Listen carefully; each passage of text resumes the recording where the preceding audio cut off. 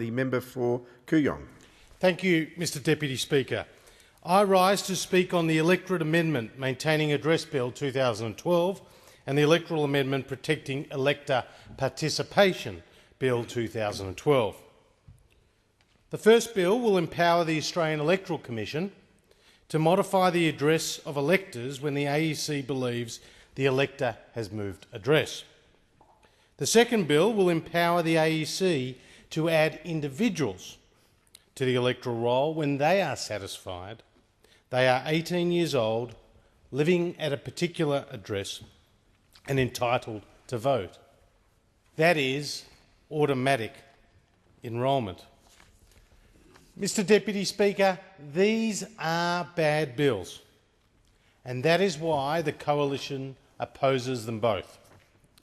At the heart of this legislation is a move by the Labor Party and the Greens to gain electoral advantage. The same tactic adopted by the Labor Party in both Victoria and New South Wales, where they sought to gain electoral advantage by introducing automatic enrolment before the last state elections. These were failures, and they should not be repeated at the federal level. In effect, these failures had corrupted the integrity and the reliability of the electoral roll. Mr Deputy Speaker, there could not be many more important subjects. The future integrity of the one document which is relied upon to form the federal government, to elect legislators who help shape the future of our country. This is what is at stake. This is what is at stake at the heart of our democracy. Now, these matters have been the subject of considerable discussion by the Joint Standing Committee on Electoral Matters, which reported in July last year. The dissenting report, and I want to pay particular tribute to my colleagues Bronwyn Bishop, Alex Somlier and Senator Scott Ryan and Simon Birmingham, is very instructive. And let me say what a great job our Shadow Special Minister for State, the member for Mackellar, has done, assisted by her Senate colleagues and by Alex Somlier, in shining a light on the weaknesses in this dangerous legislation. The dissenting report found that were we to proceed to automatic entitlement, the legislation would severely damage the integrity of the electoral roll. It would have extensive privacy implications and undermine the fundamental notion that people need to take responsibility to ensure that they are correctly recorded on the electoral roll. Mr Deputy Speaker, in terms of the integrity of the electoral roll, automatic enrolment opens up the real possibility of both error and fraud. As Professor Graham Orr in his book The Law of Politics has written, the integrity of the roll is paramount, and I quote, "Like other official public registers such as land registers, a chief feature of the electoral rolls is their finality. The purpose of a roll is to be a definitive statement of the entitlement to vote. Leaving aside the provisional provisions, thus there is conclusive evidence of the entitlement to vote. Reinforcing this is the secondary rule in almost all jurisdictions that a court of disputed returns is not to inquire into the correctness of the roll."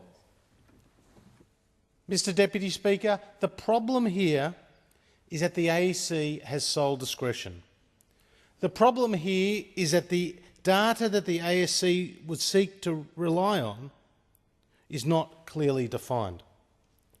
In fact, in their submission to the committee, the Australian Electoral Commission said, and I quote, "The AEC would receive data from a third-party data source, conduct a data matching process, including a check of the eligibility of individuals to enrol, notify eligible individuals, and after a period of 28 days, make additions to the electoral roll and inform electors of the AEC's action." Mr Deputy Speaker, what data is deemed reliable? What restrictions are there on the type of data that could be used? And what is the standard of proof that is applied in these matters? Now, the AEC will make use of Centrelink and state government roads and traffic authority information and even materials from Australia Post. They'll even, no doubt, go to the tax office and other sensitive information.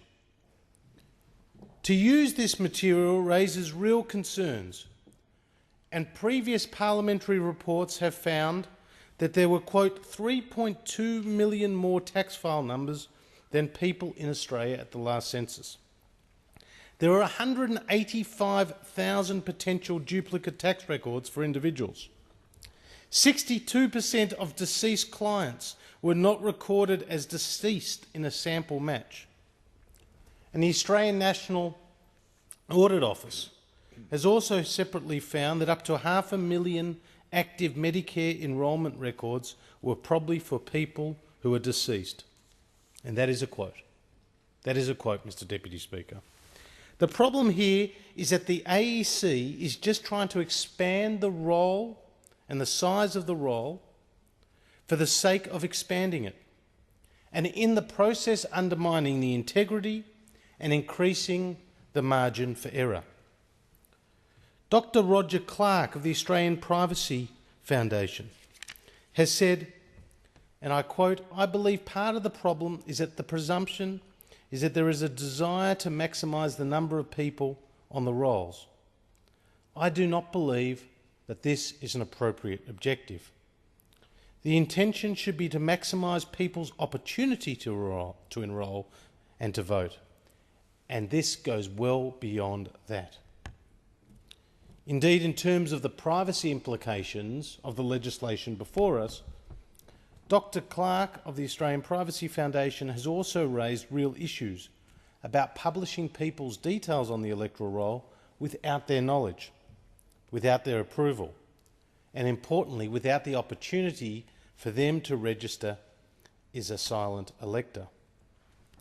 This is a particular concern, Mr. Deputy Speaker, for people who have been victims of domestic violence or who would like their addresses suppressed for a range of safety issues.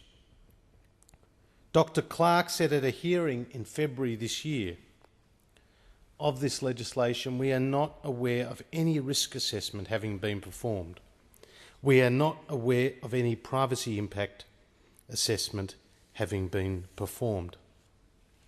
This is really inexplicable, and it reeks of political advantage and political opportunism on behalf of the Labor Party and their co-conspirators in this legislation, the Greens. Now, I've mentioned the experience in New South Wales and Victoria. But so what is instructive about the experience in New South Wales is that all these people who had the automatic enrolment did not turn out in the numbers that was expected. In fact, only 64.3% of these first-time new enrolments had actually turned out to vote. Compare this to the overall turnout, Mr. Deputy Speaker, of 92.3% for the 2011 New South Wales state election. This raises serious issues about the integrity of this automatic enrolment process and about the potential for fraud. So in conclusion, Mr. Deputy Speaker, these are bad bills. These bills are motivated by an opportunistic desire for political advantage. There hasn't been the proper and rigorous assessments. And in fact, we have heard from experts from parliamentary committees and elsewhere about the dangers that are involved. These bills and their legislation and the subsequent changes will compromise the integrity of the Australian Electoral Act. They will raise significant privacy issues which will affect all Australians. And what is more, they will undermine the personal responsibility that is incumbent on individuals in Australia when they reach voting age to take the opportunity to vote in Australia for their political representatives. There's not many more important subjects than this, Mr Deputy Speaker. And I implore all those independents who will not have the same political motivations as those opposite to take this opportunity to vote against this legislation and to ensure that the integrity of the Australian electoral roll is maintained. Thank you.